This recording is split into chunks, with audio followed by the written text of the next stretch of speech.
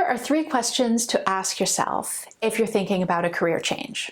The first question is this a one-way door? Once you go through it, is this change irrevocable? If it doesn't work out, would the consequences be so dire that you could never come back from it?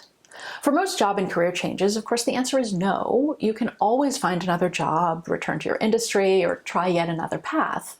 Some people even return to their previous organizations. If you're good at what you do, it probably won't be that hard, and even if you can't or wouldn't want to return, there's always other options out there.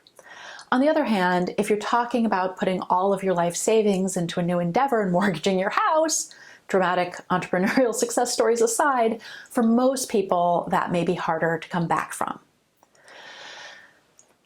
The second question is, what is the opportunity cost? This is really a balancing question.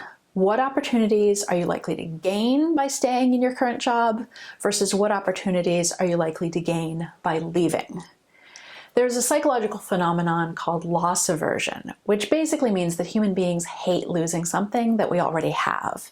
A loss upsets us so much more than the equivalent gain makes us happy.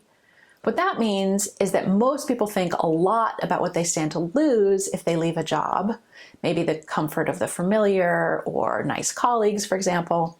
People don't focus as much on the opportunities that they're losing out on by staying in a job. If you've been in a job for 5 years and you feel like you've learned everything there is to learn and you don't really see much in the way of new growth options or increased satisfaction, that would weigh in favor of leaving. It's wise to go where you have the best chance for growth and happiness.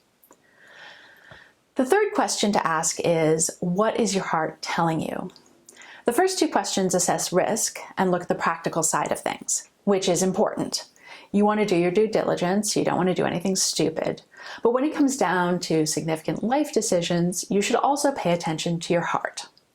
When I moved to Turkey out of the blue, everyone kept telling me that it was a really brave choice. But honestly, it was one of the easier choices I've made. When you feel really excited about something, but also a little bit nervous, when you recognize that there are risks, but you still really want to do something, you should probably go with your gut or your heart or whatever other body part is screaming out telling you to act. Well, maybe not any body part, but the heart and the gut are usually pretty reliable.